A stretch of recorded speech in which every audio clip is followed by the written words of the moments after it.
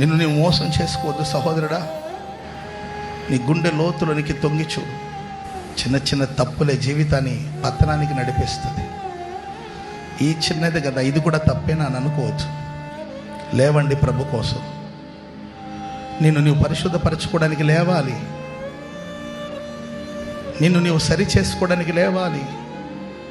సమర్థించుకునేది ఇక చాలు, కప్పిపుచ్చింది ఇక చాలు. అదిగో నా దేవుడు నీకు సహాయం చేస్తున్నాడు.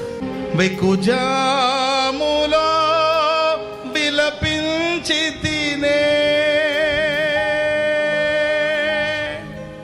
నా పాపములో వ్యసనములో ఓదార్చు విసుగొందక నీ కృపలో నా ప్రభువా.